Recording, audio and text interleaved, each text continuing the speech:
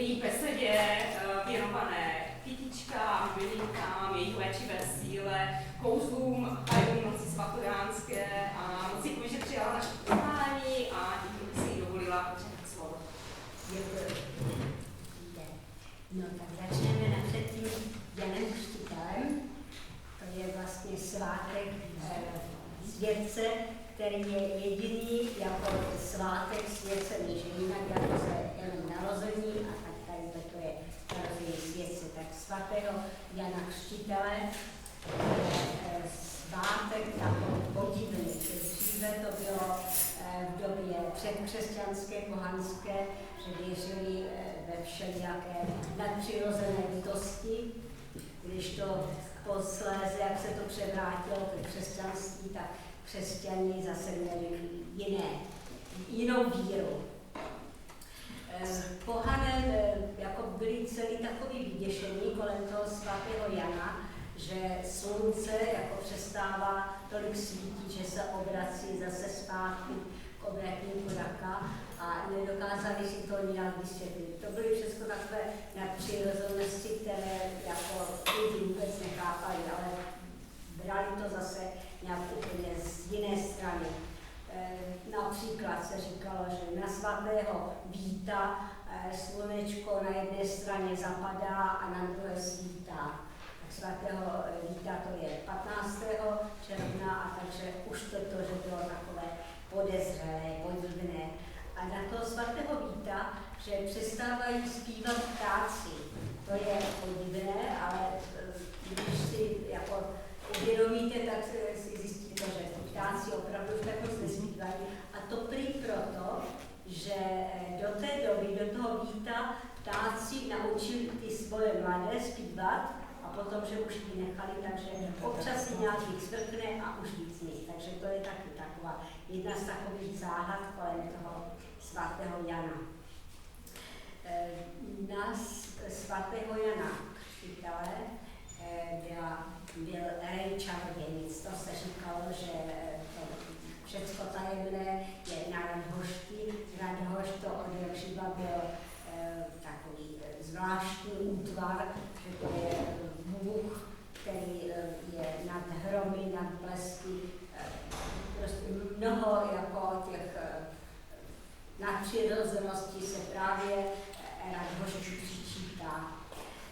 Až přišlo křesťanství, tak se traduje, že na Radhošť vystoupil Cyril a Metoděj, zhodili tam modlu, která tam byla a místo toho, že tam postavili kříž a tím vlastně začala ta jiná nová éra. Pokaždé na svatého Jana se rozněcoval oheň. V té době pohanské to bylo jako, že je to něco nadpřirozeného a oheň, že je důležitý v životě člověka. Kdežto křesťané to vzali zase jinak, že když se dělá oheň, takže to je vlastně znak života, že bez ohně by život nebyl. Je to takové z několika stran pojednané, tak není to jako špatné. Na svatého Jana byly takové nadpřirozené úkony, třeba, že se říkalo, že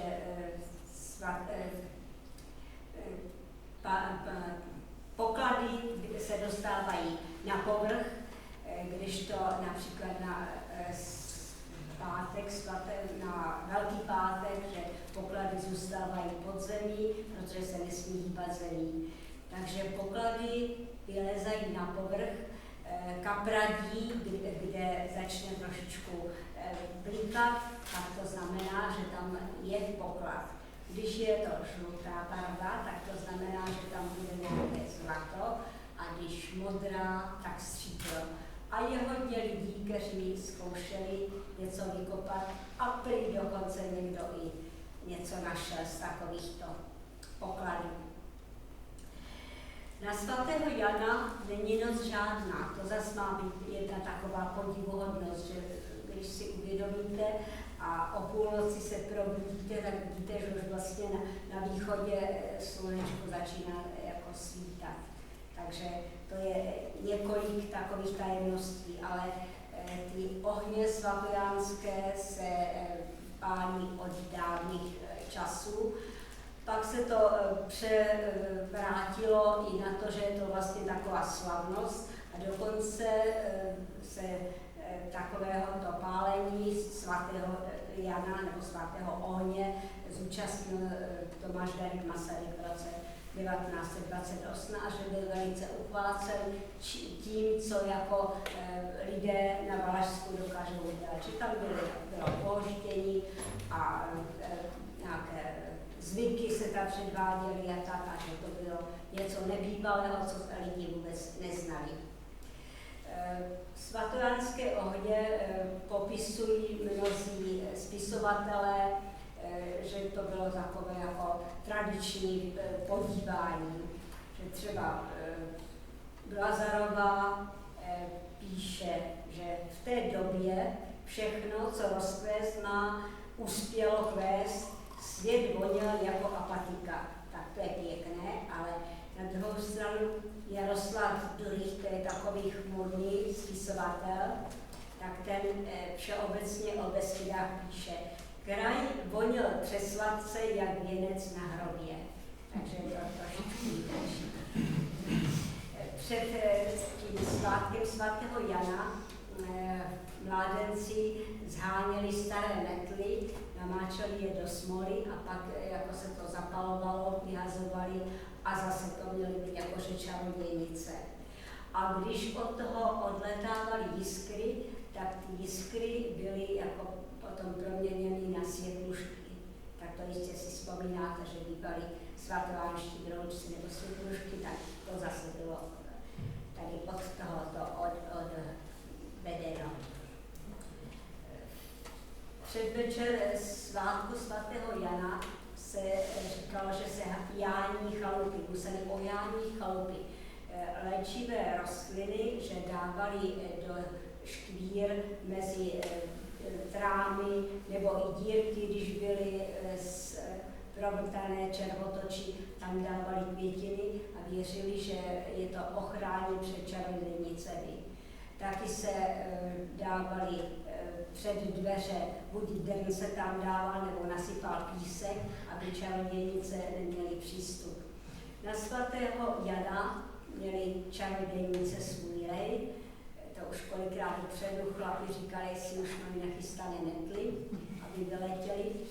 No a je taková jedna zkazka, že taky hospodyně měla na metle vyletět na Radhošť a pacholek, který u nich sloužil, že se díval, co dělá. Že jakousi mastí se natřela a za chvilku jí nebylo, že vyletěla.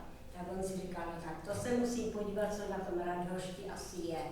Takže tu mast našel, kterou ona měla, natřel se, ale špatně si zapamatoval to prokletí, co ona řekla, že letím na metle k Radhošti ponad všeckým kleským a všeckým pichlavým, že krásně se tam znesla, ale on to řekl opačně, on neřekl ponad, to je takový rožnovský výraz, ale popod, takže letěl pod všelijakým ostružním a já nevím, šípkovým keřem a tak.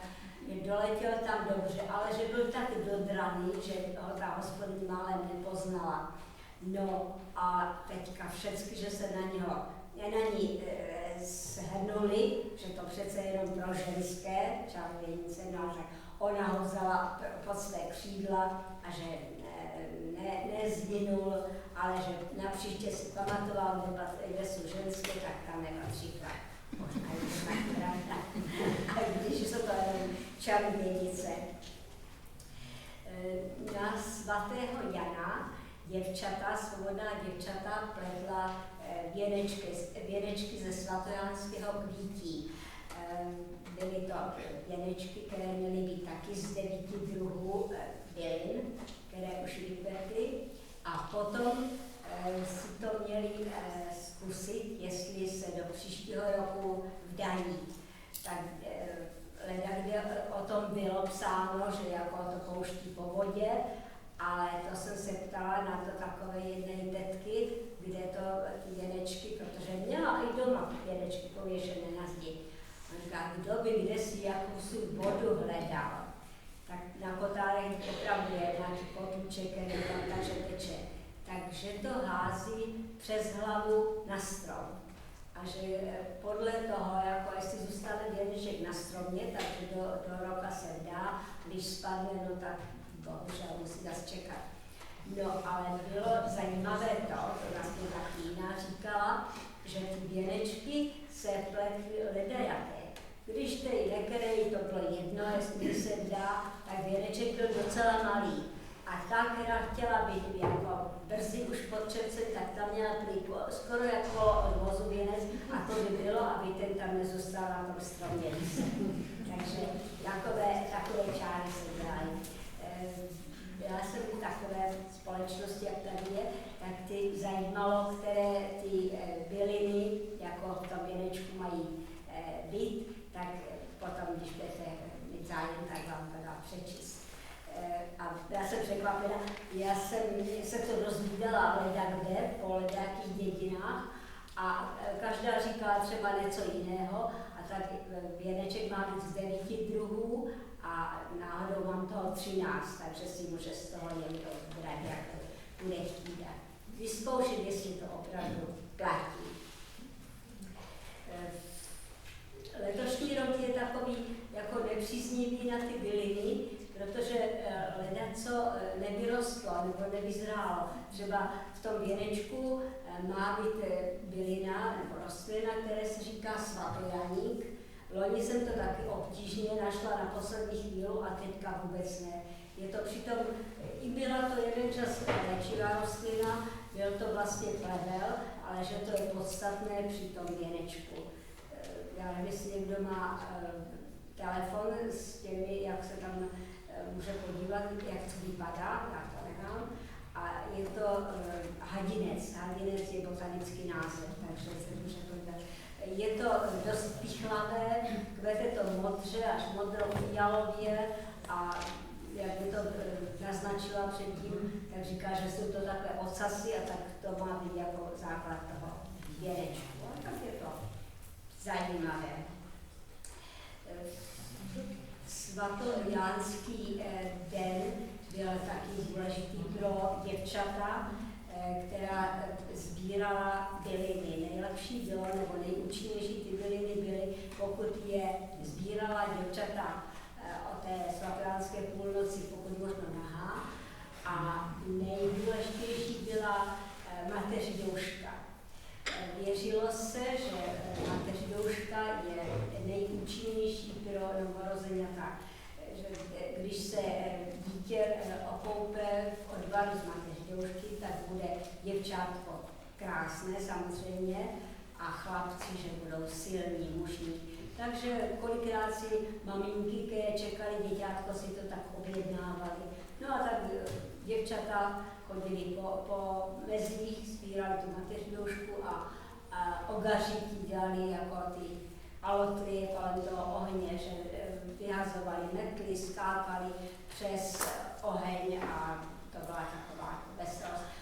Vždycky u této svatojánské noci, že bylo i pohoštění a pití a tak, a že to opravdu jako bylo takové pěkné. Já nevím, jestli ještě letos to takto bývá, tak třeba někdo se tam zajde podívat.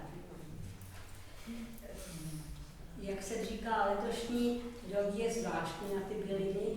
Původně platilo, že 2 dny před svátkem svatého Jana Křtitele a 2 dny poté, jako to je Jan Křtitel a Jan Pavel, že to jsou nejúčinnější ty byliny. No ale už se to jako vrátilo, že 14 dní před Janem a 14 dní po Janu. No ale ještě je taková jedna jistota, že byliny se světily na svátek na nebevzetí Panny Marie 15. srpna, takže když jako tady ty určité svátky se nestihly sbírat, takže se světily na tu Panenku Marii. Dříve, jako tak před 3 roky asi, ještě to tak vyšlo, že opravdu jako na toho svatého Jana byly ty byliny, které mají jako dokvést. Jednak je to třeba Dobromysl, Třezálka, Řepík, Mateřouško, to jsou takové podstatné byliny, které na ten svátek by měly být užitku.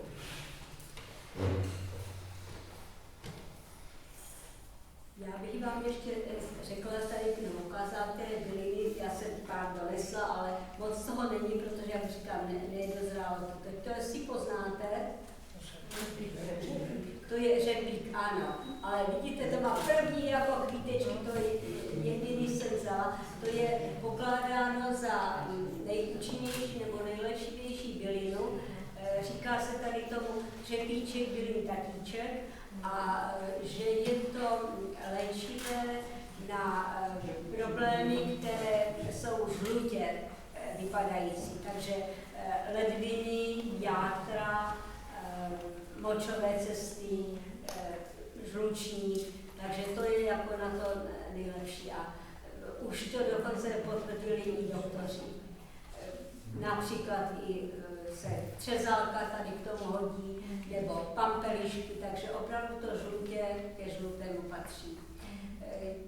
Pokud jako někdo sbíráte nebo máte doma řepík, tak je dobré, to jsem ostřela ten vrch, ale jako když byste celou tu rostlinu, tak nikdy ne u spodu úplně, ale ona vám vyroste zase další. A vždycky ty byliny jsou působivé, když jsou usušené, dobře usušené a musí být tak usušené, když to zlomíte, že to opravdu praskne, jakože to suché.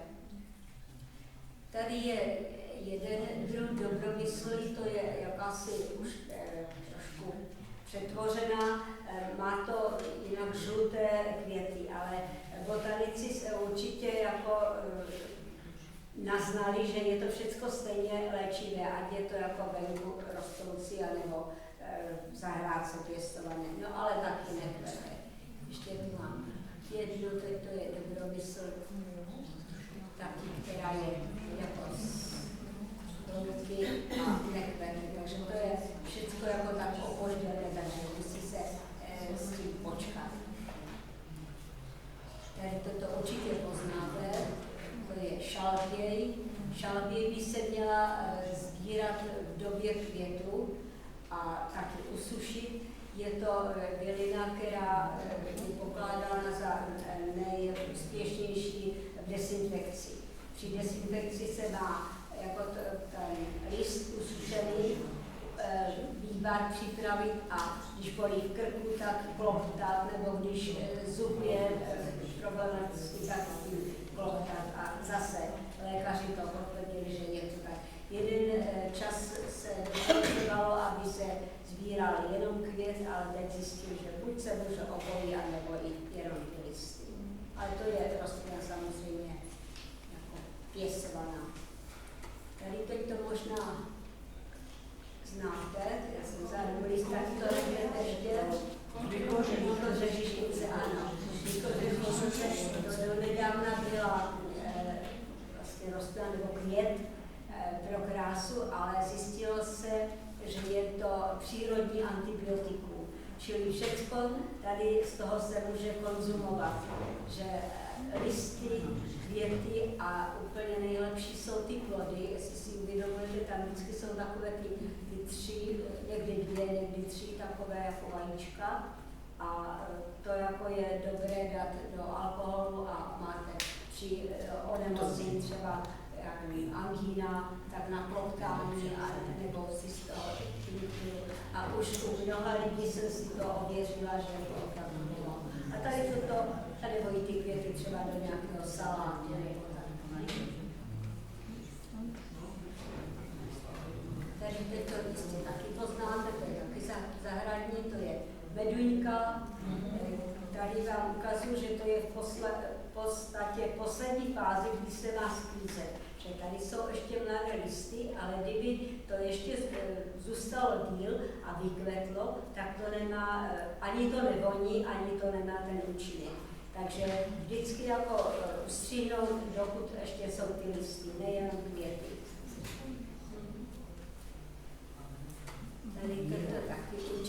tolik znáte, je? To je líbeček, ano, líbeček, který původně byl léčivou rostlinou. Léčivou rostlinu a taky jako takovou pomocnou rostlinu, že pro muže se to velice dobře jako prosperovalo. No. Tak je to, teď už se doporučuje, že to opravdu jako proti třeba náledviny nebo něco takového podobného. A teď je ještě ta doba, v červnu se to má sklízet. Když chce někdo si třeba na zimu buď to mrazit anebo sušit, tak teďka v této době je to optimální. Potom jako vyroste ten stvol a semena jsou z toho, ale ten stvol má taky svůj užitek, to se může kouřit. To se kouří proti kašlu. Tak to jsem taky jednou dala jak si kašlal nebo co, a tak jsem mu to dala, to jsem má říkali, že musí se ten kouř hutat, tak kolika asi jako šlukovat nebo co, a opravdu to přešlo. A ještě kdo jako má velký problém, takže že si z toho má nasušit to listí a nacpat do toho, že to je vlastně duté, takže to nařeže od kolenka ke kolenku, říkají, a vždycky jako to je ten kvetoucí stvol a až to uschne, tak to nařezat a v každé rodině to mají jako nachystané, kdyby bylo potřeba. To jsem v mnoha chalupách viděla, že tak to se léčilo, tak doktorovi se radši nechodilo, takže taky to se nevyniká. Jestli lékařský, ten jistě znáte, ten je taky pro dezinfekci, z toho se dělá ta mast. A více jako těch mastí se dělá za pomoci sádla, třeba konopná mast buď dělá s vazelínou nebo se sádlem, a někdo dokonce říká, že ta se sádlem že je účinnější. Takže si mám no a tady to je máta. Vždycky říkám, máty mě všecko sežere, vy vidíte máty, nemám, tak mám tady už nachystané dvě sklenky máty.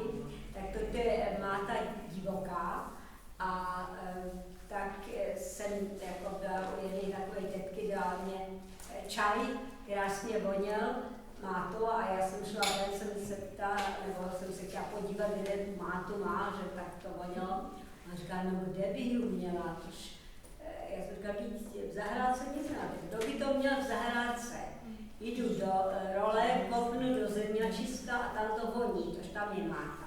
Ta voda, ta máta jako je máta rolní, ta je v tom poli a potom je máta vodní, to jsou takové nejzásadnější, tak ta je jako u potoka, ta opravdu je. A zase ta máta se má před květem sbírat, že potom už nemá jako moc a vůbec léčivou sílu. Ten řetíček, který jsem vysvětlila, teďka už je, za chviličku se bude sbírat lípový květ, tak někdo má dojem, že když je tak volný a léčivý, takže je dobré ho pít pořád jako čaj, ale to není pravda. On by poškodil srdce, protože je to potopudné, takže kdyby se v podstatě ten člověk pořád potil, takže to by mu spíš ublížilo. Vždycky, když je problém, když člověk potřebuje se vypotit, tak ten lípový květ, ale potom už jenom třeba do čaje jenom tak jako trošku. Dříve byla lípa, bílá se květ. Teď je tolik druhů lípy, že pořád se mě někdo ptá, jestli je toto léčivé, tady ta jenom je pěkná, ale není voňavá. Tak já si myslím, že taková ta lípa jako opravdu byla dříve. Ty květy takové jako velké a to bylo, jsem viděla i takové květy a takové, že to je, myslím, mají přešlechtěné. Je něco podobného, který těch těch kruhových objezdů, jak to tam před asi 3-4 roky deklarovali, že mateřidouška, že bude celé město krásně vonět. Tak jsem jako náhodou, jenom jsem si to rukou pohladila, jsem si říkala, mateřidouška, ta voní, nevonilo to a vlastně to bylo v květnu, to jsem se dívala, že by v květnu už kvetla mateřidouška, tak jsem se ptala na tom městském zahradnictví, jsem se ptala, jestli je to mateřidouška, anebo to jenom tak vypadá a tak dále. Zapravdu, že jenom to tak vypadá. Opravdu ono je to barevně stejné, ale jako víc ne, takže to je jako trošku párnicež. No ta mateřidouška, jak jsem říkala, ta je dezinfekční a ta se velice často užívá i pro děti na pití čaje a doporučuji pokaždé, aby se to stříhalo. Že ne trhat, jako ty kořenky by se i poškodily, ale ustříhnout si to. A na nějakém sítě nebo na něčem tak to usušit.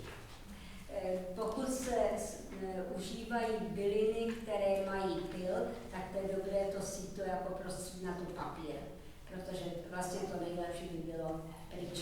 To je třeba černý bez, který už většinou dozrává, takže už nestačí, ale doporučuji, abyste neotrhali všecek, protože bez, jak se říká, že je nejúčinnější bylina před heřmánkem smetni, ale před bezem klepni, takže se tvrdí, že jsou, nebo tvrdilo, že jsou všechny jako z toho kousky léčivé, že například, že kůra, listí, květy i ty plody. Tak ty květy to už jsme využili a plody, z toho se dělá marmeláda, džem, rosol. Je to bylina, která snižuje krevní tlak, takže na to opatrně, že i když se připravuje ten likér, tak je dobré, tady mám knížky, které jsem o tom napsala, tak tam je recept taky a já užívám vždycky ten s kávou a tu kávu tam nechám, jako ten soc. A protože to se vyrovnává tím jako to snižování tlaku k tomu jako zvýšení. Tak vlastně to je lék, takže nepít to nemilo Bohu, ale prostě po trošce, že se má buď máš tam pala nebo lžička. Tak ten černý bez taky jako ty květy sušit na papíře. Nitrocelové listy, ty ještě taky můžeme sbírat. Nitrocel úzkolistý, nitrocel je asi, nevím, 3 druhy jsou známé, takže všechny, že jsou stejně účinné, protože ne všechny rostou všude, takže kde právě ten list roste, tak tam že má své účinky. No ale nitrocel má několik sil vlastně na sobě, jak se říká, tak buď jako na zastavení krvácení, to jsme jako děcka, když jsme spadli na kolena nebo něco krvácení, tak stačilo lístek nitrocel, vždycky tak, jako se to muselo požvotit a přiložit na ránu a opravdu krvácení přestalo. A dost často třeba bylo to na koleně a přivázalo se to trávou, aby nitrocel nespadla, ani rodiče nevíte, druhý den už bylo všechno zdravé. No ale z nitrocele se připravuje taky syrup. A ten je velice dobrý proti kašli a ne, že dobrý, ale účinný, ale já vždycky říkám, to je potom pomsta na maminku, protože když děti kašlou a maminka zajde do lékárny, tak zjistí, že tam to není tak dobré a že děcka chtějí jenom ten, co maminka dělá. Takže ten syrup je velice chutný a jenom musím jako podotknout, že se to musí tak dělat, jako nadrháte i ty nitrocel a cukrem prosypávat a pořádně utlačit. Protože jedna maminka, jako si říká, nemám moc času, tak to moc netlačila ale jednakže se žádná šťáva z toho neudělala a nakonec to splesnilo. Tak to musí, jako aby to nebylo s přístupem vzduchu, tak udělat pořádně to protlačit. Podobný sirup se dělá z májových vršků, to už je taky na to trošku později, no ve vyšších horských polohách třeba taky. Jak jsou ty mrnečky, smrčku nebo jedliček, tak to se taky podobně prosypává cukrem a to je zase protikašlý sirup. Taky se z toho dělá takzvané anglické mazání, když se ty vršky prolejí alkoholem. A opravdu je z toho silná jako taková mazadlo, že bude se říkat, tam ale jsem pořád si to mazala kolena a že opravdu jako to dobře působilo. No a když tady toho je hodně a trošičku se to přislávuje lepším medem, tak z toho je takzvaný omladík a je to takový likér dobrý, voňavý, takže všecko jako se zužitkuje. To je, co není pro děti, tak potom může být třeba pro technika. Teď je nově bylina, která dříve nebyla k užitku, slez maurský, to možná už teďka znáte, to je takové modře a je to taky proti kašli. A taky zajímavá bylina v tom, že to kdysi v televizi, jako chtěli, abych to předvedla, jak se to se užívá, takže ono je to modré, když se to zaleje tou horkou vodou, tak je to fialové, pak to zase zazelená a za chviličku to úplně bezbarvé. A že je to zase pro kašli. Tak pak ti, co to pili, říkali, že opravdu jako prospívá to na ten kašel. A tak teďka jako nově jsem to objevila jako léčivo. Možná neznáte jako léčivou rostlinu haferáčí, borůvčí. A taky i doktoři to doporučují. Je to velice kvalitní pro onemocněné cukrovkou, že to jako zlepšuje průběh. Já jsem to vždycky dávala kamarádce a jeden čas jako si neříkala o to, já jsem říkala, že jsem ty už si zdravá, nebo nepotřebuješ, nebo co. Ona říkala, ale ano, ještě mám, já si to šetřím. Tak jsem se ptala, proč se šetříš, a zase budu hafej. Ne, já to piju, ten čaj z toho, jenom týden předtím, než jdu k doktorovi. On mě vždycky ovládl. Je to ten čaj aj chutný a stejný účinek mají aj ty hafery. Takže jako letos zdá se, že budou, jestli to všechno nezaschne, tak budete sbírat.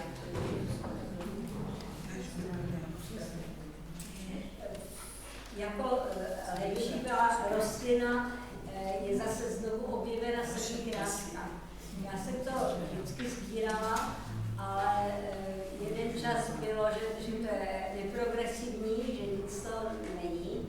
Dokonce i ve škole jsme museli jako sbírat sedmikráska, odevzdávat v sušené podobě pro farmaceutický průmysl a teď se to zase objevilo, že je to dobré a je to zase proti kašli.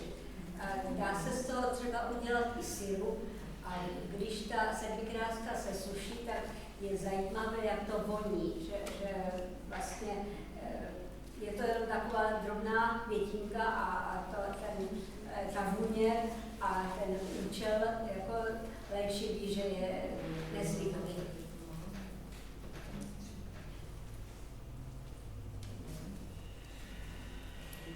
Na jaře se sbíraly petrklíče, to je taky proti kašli a jestli někdo má vztah tam ke Zlínu nebo vůbec tam jižním krajinám, tak tam na jaře rostou petrklíče takové oranžové.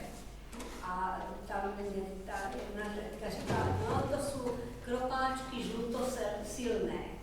A opravdu je to, hned je to plno žlutě, Já jsem se právě ptala, a je to tady všude? No je, ale my vám to nedáme. Já se právě říkala, kdyby někde nějakou jednu rostlinku, takže z toho bude jako další, ale to zřejmě tam má svoje klimatické podmínky jiné, než tady jsou, takže ty petrklíče. Jinak, že rostou tak vysoké a úplně oranžové, takže to je tam jako poklad a že tam se léčí všechno.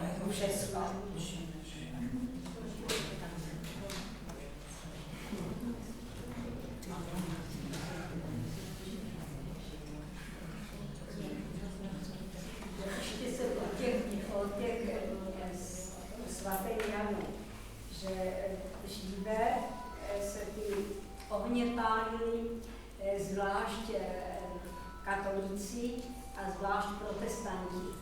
A to místo, kde to jako se pálilo, tak to většinou se nazývalo Janovisko a tam jako byla mládež a hráli sami pro sebe.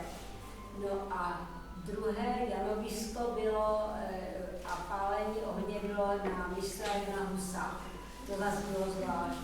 No ale tak potom, že se to dalo už dohromady a takže pálili na jednou i Jana Křtitele a Jana Husa. Tak to byly takové jako společenské zábavy. Další společenská zábava, která už je za námi, bylo svatodušní příprava vaječiny. Jestli jste jako to dělali, tak to se dělávalo taky na seslání Ducha Svatého. A je zajímavé, nikdo netušil, že to je jenom naše taková zvyklost, že dřív nikde jinde, že to není ani na Jižní Moravě, ani v Čechách, že to neznají. No, tak to bylo jako, že se rodina sešla pohromadě a opravdu i zdaleka jako přijíždějí. Rádiu nedávno vykládal nějaký herec, že někde měl jít a nemůže, protože jede do Bohumína. A to jsem si dívala, že tam a co tam bude dělat. Budeme tam mít vaječinu. A tak jeho manželka, která nebyla tam odsud, tak byla, se divila, jako proč jedou do Bohumína dělat vaječinu. No tam se sejde celá rodina a bude se dělat vaječina z 80 vajec. Takže to jako takovéto tradice možná, že by bylo nějak obdobovat. Že to dělali rodiny a vzniklo to tím, že kolem toho svatého ducha se jako první vyháněl dobytek na pastvu. A bylo to zase takový obřad, jednak, že dávali pozor, aby ty krávy nebo vůbec dobytek měl červené našlíčky na ocase a taky, aby ti pastýři jako byli dobře odměněni. A to vlastně dostali už dopředu takovou trošku odměnu od hospodáře, že dostal špek, vajíčka a třeba něco na popití. No a tak ti pastýři si dělali vaječinu někde pod lesem a jako byli takový šťastní, že se tak mají dobře. No a tak ti hospodáři, že to uviděli od těch pastýřů a začali to dělat takto taky. Takže to podle těch pastýřů začali dělat rodiny. A opravdu to jsem několikrát viděla, že velké rodiny, 10-15 lidí, několik aut jako před chalupou bylo vždycky pod lesem a tady toto. Takže takové zvyklosti bývaly.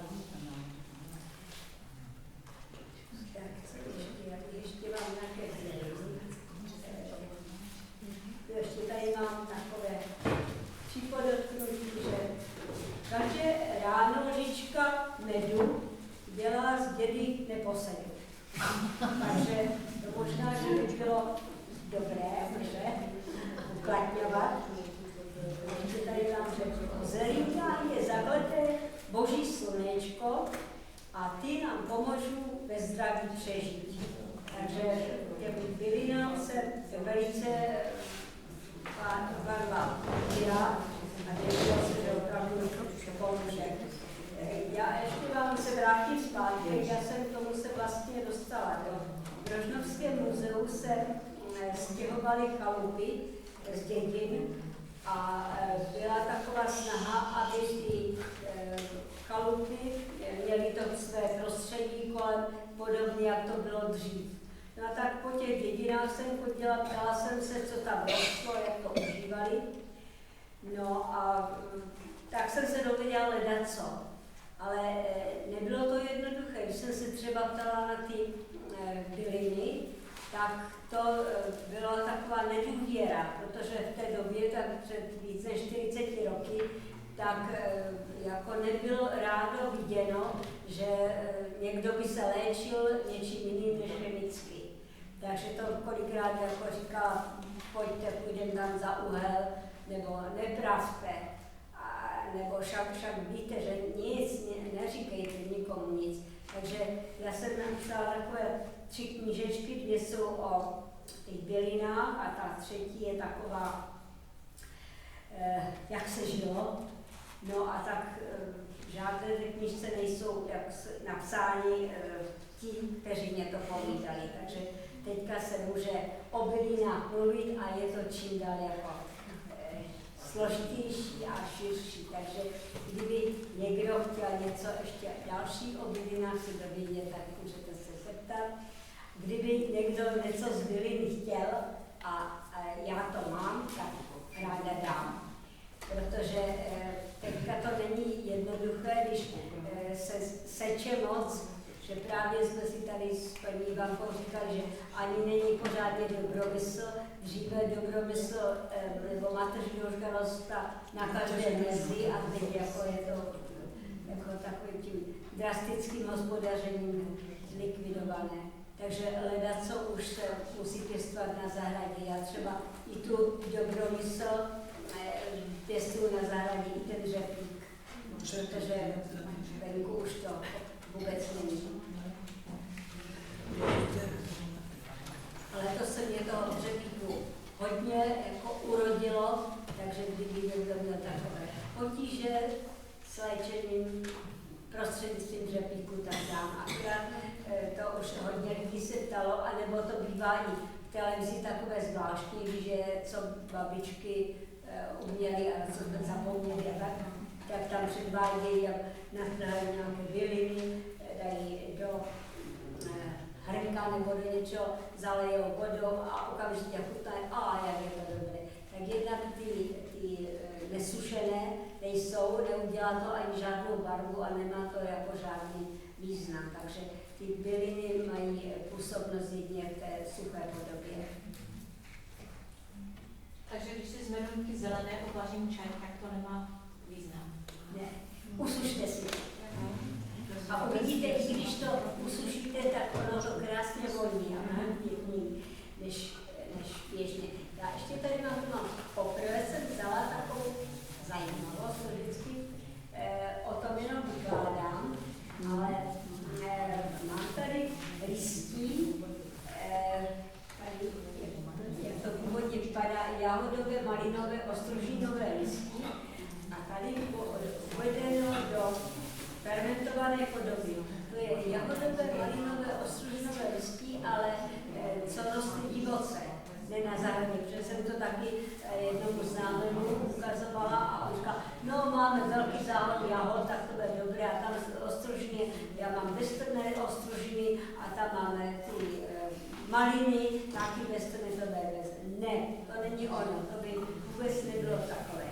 Tady jsou to listí, které pokud se zkvasí, jako to je ta fermentace, tak to má úplně jednak jinou barvu a krásně to voní a je to jako prostředek pro občerstvení, že kdo nemůže kafe nebo nechce kafe, tak tady to vyzkouší. Podívejte se, je to málo pěkné, to byl původně bílý ubrousek, takže to je přírodně zbarvené. To jsem, protože jsem byla na chalupě a teď jsem byla doma, tak jsem velice jako s tím mohla pracovat, že ono to je nakonec na finále, je to úplně černé a teďka v této podobě je potřeba to jako roztřepat a nechat dosušit. A kdo bude chtít, můžete zkusit, jak to krásně voní. A to nikdo nevěří, to právě když to dělá třeba, když jsou nějací dávám chutnat, nikdo nechce věřit, že to je to listí, které je původně tady tato podoba. A to, když si všimnete, tak to v podstatě dělá takové cucky, jako když se čaj opravdu dělá, když nevím, Číně nebo něco jako dělají, jak připravují čaj, tak taky vždycky takové to mají kumle, jenomže oni mají sušírnu, takže já to vždycky jako opravdu rozdělávám, aby se to rozdělávalo a usušilo, protože taky jedna známá to dělala, říká, že to má i na radiátoru a když to má na radiátoru, tam to spasí, tak potom jako, že to uschne, ono jí to splesnilo. Že nebylo takové teplo, tady to musí být teplé, kde už jsem nepokrýsek. No, přírodní barva. No, slavila. No, takže to, kdyby někdo chtěl dělat, tak to je jako, ano, ano. jako pítko to nevoní, ale voní to jinak než to listí. Ale jako to, když se to uvaří, jak to má vůni? A když se to uvaří, tak to má to voní to, já to můžete. No,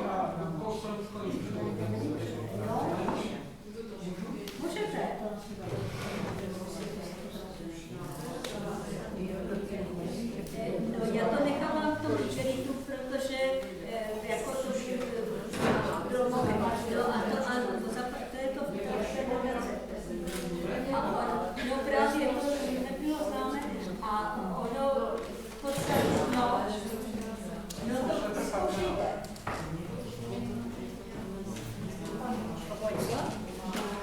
Ono se to musí trošičku, no, ano, ono se to musí namočit, jako kropit. Ano, napřed to dám a potom jako poválcuju a potom pokropit a to igelítu. Za starých časů se to dělalo jako jenom v plátně, ale to není takové, že tady není takové pevné, jak nevím, říkají mlynářské, že to by bylo i ve svých dělitů, jestli takový se mi to promočilo. No a zkoušeme opravdu z mnoha, kteří jako to se pomačká, pomačka je zválky to, rozprostí na plátnu, pomačka, to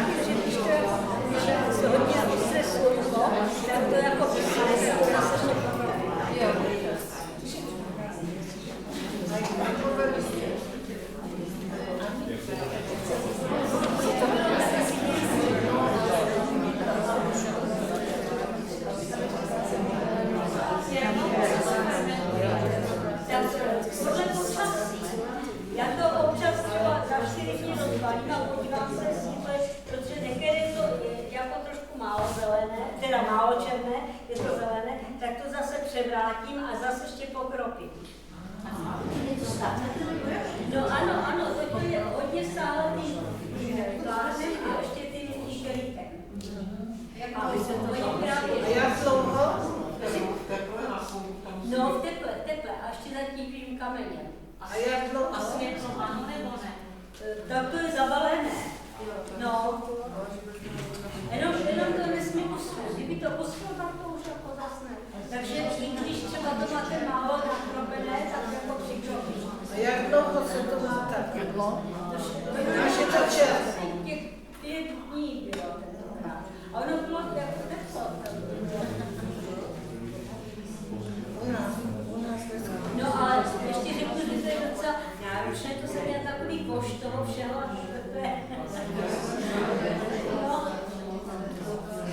Ale ti, kteří jako nemůžou kafe, tak, nebo no, nemůžou kafe, tak tady to jako se pokládá. Život tam bude. Ano, no. Když to ještě příště,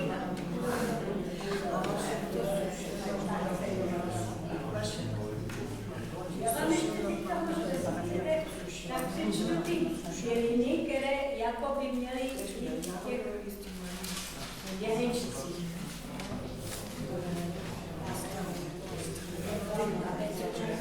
Dobromysl, tak to znáte. Jatelínka, to je větel.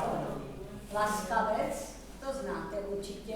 To je, teďka se z laskavce dělají, z těch semínek se dělá něco. Ano. Líbeček, to je, jak jsem říkala, to je původně jako léčivá rostlina a taková magická. Lubovník, to je přezálka, se říká lubovník. Mateřina nůžka, to je mateřina nůžka. Milovník, to je všechno kolem té lásky se točí. A ten milovník, to je svízel přítula.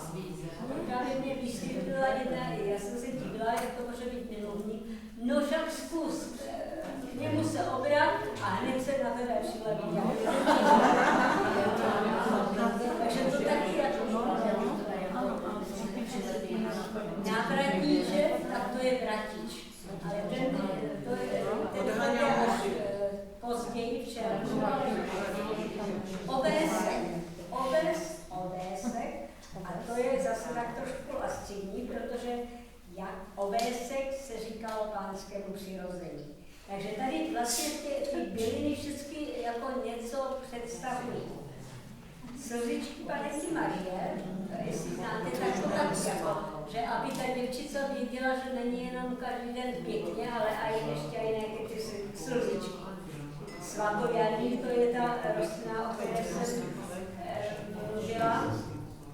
Potom úložníček, to ani nevím, že by to byla léčivá rostlina, ale to mě právě říkala tam jedna, že to velice je dobré.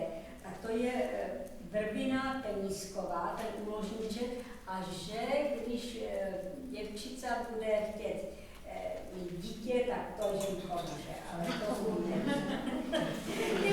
Říkám, to nevím, že by to byla léčivá rostlina, ale tak všechno jsem. Úročník, to je úročník bolový, to je zase taková rostlina, taková jako pochybného zaměření, ale tak jako je to jedna z těch, kterou dávali do těch věnečků. No a tak ty věnečky, jakože, jak jsem říkala, házeli za hlavu a byli rádi, že když to pomůže. No.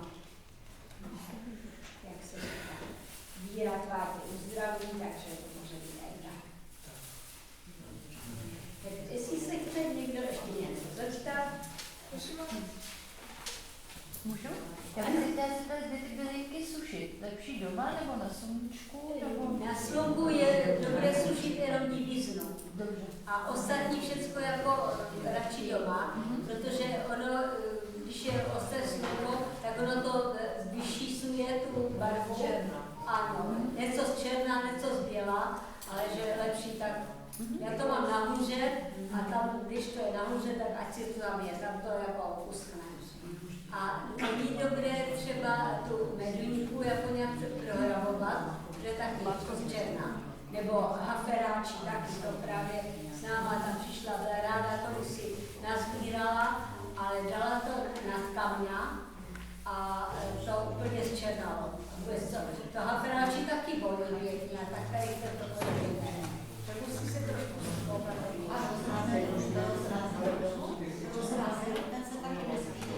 Já vám nerozumím. Rozrazil rezekvítek. Ano, ten je taky elegantní. No, ono je několik druhů je rozrazilo. No. Ano, jsou. Tak ono se říká, že leda, co je léčivé okrajově. Takže jako to není, ale tady tyto základní, tak ty jsou jako. Prosím vás ještě, jak dlouho můžu používat tu bylinu? Jenom rok nebo třeba i další rok? No, já jsem se ptala paní Malinákové, už dávno ještě začínala s tím, tak jsem se ptala, jako, jak ty byliny. A ona říká, no tak nejlepší je to ten rok. A teď už 3 roky. A ty masti? A ty masti z toho sádla? Tak já si myslím, že když to držíte v chladu, no, já si myslím, že když to je dobré sádlo, já pokaždé říkám, to sádlo musí být jako vytopené, ne co je z kostečky. Jako co si uděláte, vy to víte sama doma. Tak to je dobré. Že sádlo třeba taky je kosmetický přípravek. Stařenka moje vždycky mě radila, když se dá pubertát, tak se natří sádlo. A opravdu jako je to dobré. A jsem si občas tím natíla, když něco bylo, mohla jsem krev nebo něco na... A manželovi se to velice líbilo, když jsem lehala sádlem voněla. Prosím vás, ten fermentovaný čaj, vy jste to spařila? První v tom... No, až tady toto je hotové, tak potom jako je to suché a už to zase jako používat. Jo, ale když jste to natrhala, tak já jsem četla, že se to když spařuje v páře. Ne. Když jsem to natrhala, tak to bylo tady v této podobě a nechala jsem to tak, jak to je a vlastně celý den nebo půl den. Potom jsem to na té plachetce poválela válkem a to úplně praskalo, jak tam ty jako buňky se rozrušily. Pak jsem to pokropila vodou a zabalila do toho plátenka. A potom jako zatížit to a nechat jako... Jo, já jsem četla, že se to taky se to spařuje, potom se to, před tím spařením se to má nějak pomačkat. Ne, žádné spaření. Ne. Já jsem to dala do vakuovačky, když toho, aby tam nebyl jakýž vzduch, tak nevím, jestli to bylo účinné, nebo jestli to lepší to nechat tam vzduchu jako v tom, když jenom sáčem no, nevím, vyzkoušet. Děkuji. No, já i ty byliny, každému říkám, ať to vyzkouší, co jako chce používat, protože to i dokáže jako kolikrát radí, že se musí zkusit, že někomu něco nepasuje. No.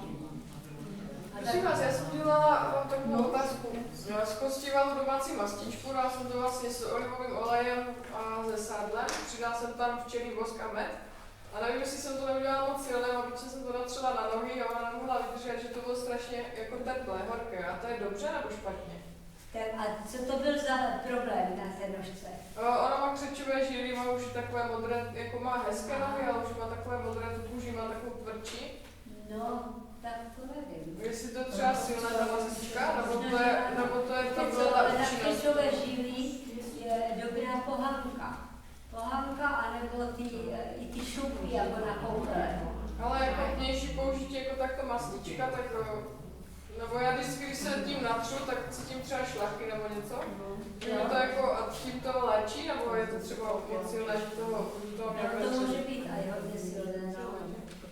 No já jsem ještě nezmínila tu pohanku, že v podstatě pohanka je pokládána, nebo může být pokládána za léčivý prostředek, že je to antisklerotikum a taky jako můžou lidi, kteří bezlepkovou dietu musí držet a jako i tady ty, jak říkám, ty šupky.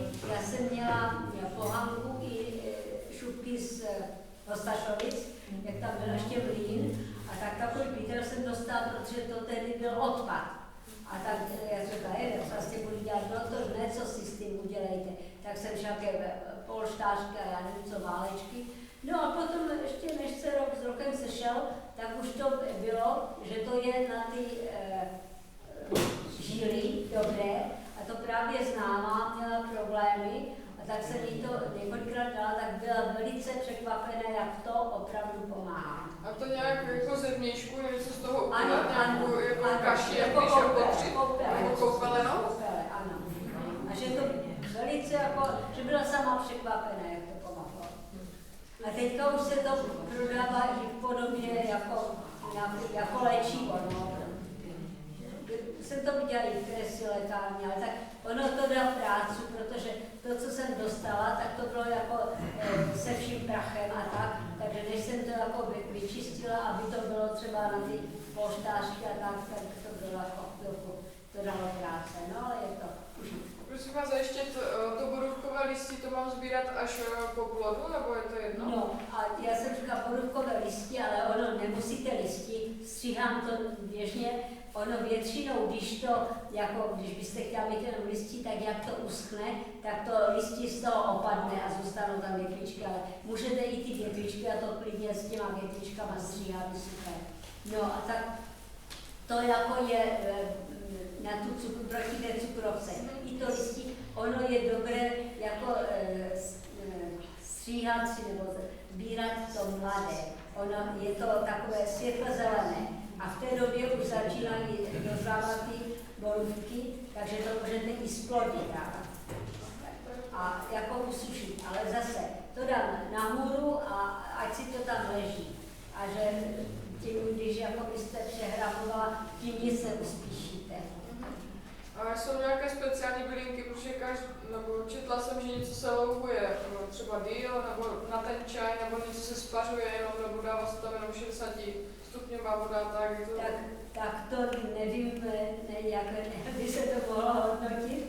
Tak já dělám ten čaj, víte, jsem ho mohla vzít 9 kvítí a tak to jako lidem prospívá, dokonce jeden známý mě ujistil, že jsem ho vlastně zbavila koronaviru, že už byl takový, že už si myslel, že umíře, jak to psal. Takže to je takové, jako když se sestaví určitý poměr bylin. Já to nedělám 9 druhů bylin, ale kromě toho tam mám ještě takové doplňky podle toho, jaká je doba. Že třeba když je doba, kdy se kašlá, tak tam dám víc toho proti kašli. Když je třeba zima, tak dávám byliny, které jsou na uklidnění, ať ta dobrověsl nebo medunka nebo obojí. Když to na jaře už dávám spíš to fermentované listí, aby už byly takové čipernější a tak. Takže ta směs těch bylin není žádné dogma, to si každý může udělat sám. A zjistit, co jako mu prospívá. A co je to vrchovodu? Ano, vrchovodu, ano.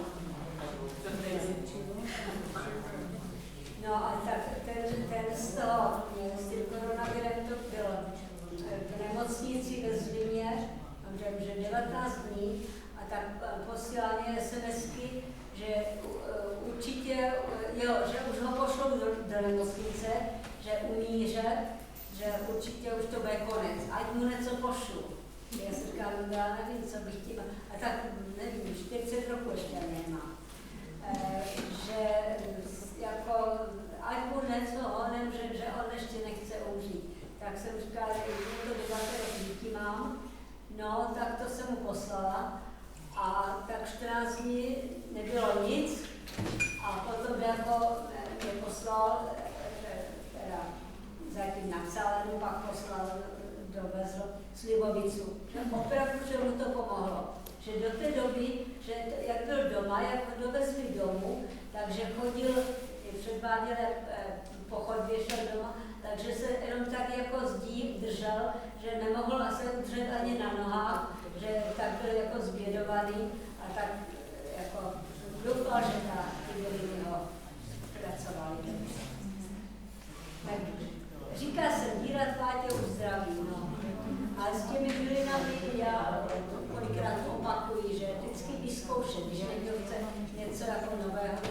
radši zkusím. A takové ty, které jsou trochu jedovaté a trochu jako účinné, tak to s těmi bych neexperimentovala. Měla jsem nachystanou, ale jsem to nevzala radši, routa vlna. Routa vlna je bylina taky, která je routa, to je rutin, to je lék, byl dříve ascorutin proti skleróze taky. No ale to taky není známo, odsud je to léčivé a odsud je to jako už jedovaté. A jmelí taky, že? Jmelí taky, ano, to taky jeden kolega po mně velice chtěl, že jako na ten snížený tlak. A tak já jsem říkala, no, je to na tobě. A tak on si to dělal tak, že a vydržel, dost on si to dělal sám, já jsem mu dávala to jmelí a vím, že na chodbě vždycky to měl, si to zbavil, a měl to ve špánku, takhle větším a popíjel to a tak říkal, že to pomáhá. To se muselo velké množství jmelí, aby bylo nějakou...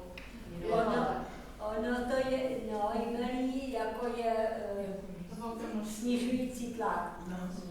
Ale muselo by se toho hodně pojíst, aby no, ano.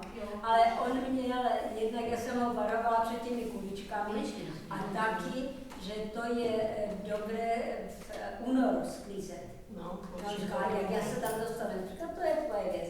Ale pak jako byla nějaká služka, tak popadala a ještě to mě bylo divné a pak to nechal, že vždycky jako to spařil a pak to nechal přímo v tom, takže to dlouho se lohovalo a to není dobře. A na lymfu něco? Na lymfu, lymfatické uzliny. No, taky slupky? Ta pohanka, to by mohlo být, no. Ale ona i pohanka léčí jako vnitřně. A zase vím, že jako měl problém s těmi žílami a tak teďka už to bylo dobré a tak co teďka. No já jsem říkala, to šíle z pohanku. No a to pohanka, jako když budu jíst, že mě nepomůže. Já jsem říkala, vyzkoušej to. Už jí, nevím, 17 roku nebo kolik, 3krát denně pohanku, pokaždé jako nějak jinak a vůbec se nezmrzela a bez problémů. Jednu je to s masem, jednu se zeleninou, s ovocem, s rybama, s ledačím a že to tak jako střídavě a ta pohanka je. Mají a předci dělají pohanku, se dostala. Oni tady je taková nejbližší, ale dobrá. Oni dělají pohanku celou, potom tu lámanku a ještě krupicu. Taková vážná. Takže já jenom bych doporučila všem, aby tu pohanku jako kupovali tu naši. Jednak je to v Zobří nebo v Rožnově a možná v některých obchodech taky, ale že zdejší, protože to taky se stalo, že pohanka zdraví z přírody, jak se jmenuje? Ne, no, tak, že byla pohanka hodně tmavá, hnědá. No a tak paní vysvětlovala, že to je, protože ty šupky nejsou tak moc odstraněné, tak je to tím zdravější. Jenomže při vaření to bylo úplně jako chalupě cítit, že to smrdělo spáleninou. Ona totiž pohanka je taková náchylná na zpracování, že musí se v pravou chvíli sklidit, to vždycky závisí na hospodáři, že aby to bylo tak akorát.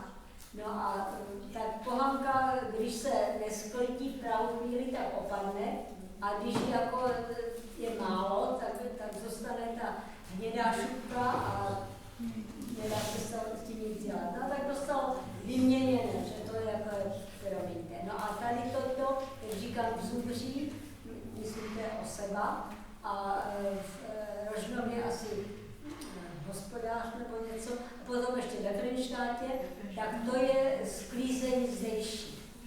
Takže tu naši pohanku jako, abyste užívali jako lék. Prosím vás, a štírovník ruškaty, nebo tady se říkají pantoflíčky, beránky, to je takové to žluté, teď je toho úplně plná luka třeba od nás. Jde, a to nevím, jak to vypadá. Pantoflíčky? Roková bylina, kantor,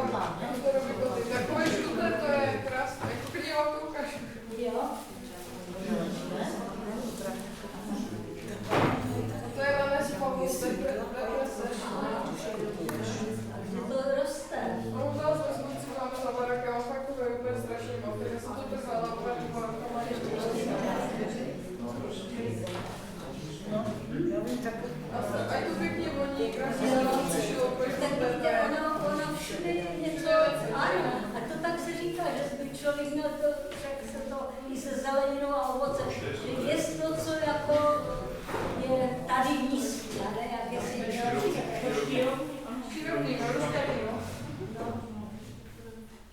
a to v Leskovci na jedině roste, nebo Jo, tady si jo? je pak všude, jako. Jo,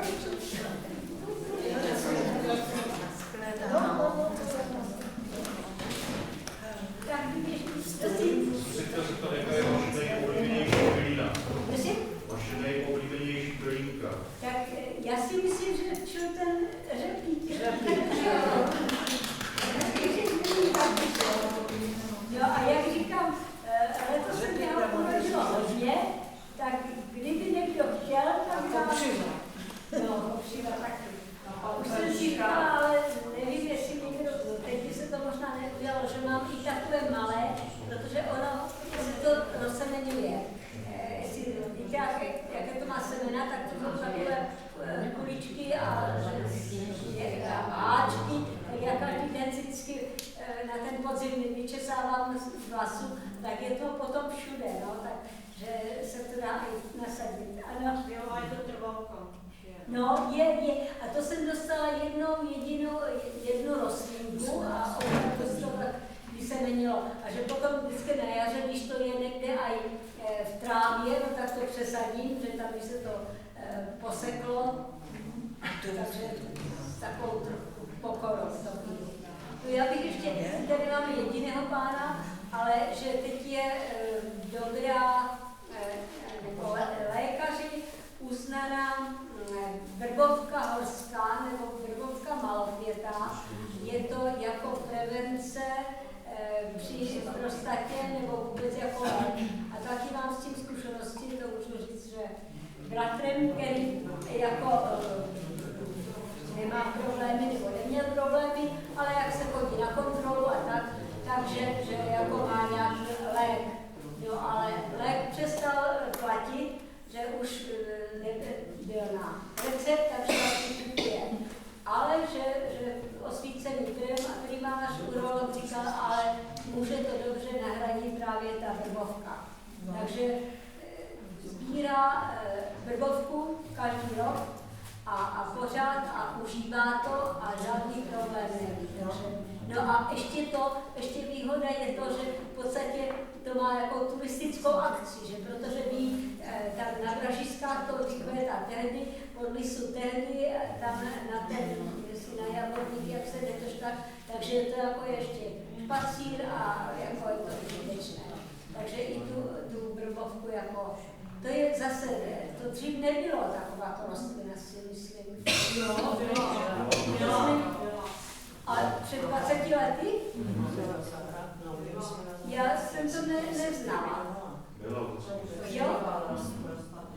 Ono je těch vrbovek víc, ono je asi 12 druhů, takže to musí být ta vrbovka horská. No ale takže to jako je účinné. A už dokonce kdo si říkal, že když ženy to mají užívat, tak nevím. No ale právě to mě dávalo ochutnat, jaký je ten čaj, nebo jak vypadá. Já říkal, no tak to vypadá jak kravinec, to jsem měl koupené a opravdu hnědé. A tak ještě mě přesvědčil, no ano, vypadá a je to jak kravinec, chuťový. To, co si navaří sám, připraví, takže to opravdu dobré chutné. Takže to je vždycky ještě to pozitivní, když něco člověk má a ještě mu to chutná, když je to léky. Někdo na léky se ofrňá, že to není dobré, no ale tak říkám, zkus posad nějaký patáček, to přece není dobré, no, tak nějaká ta bylina, když se trošku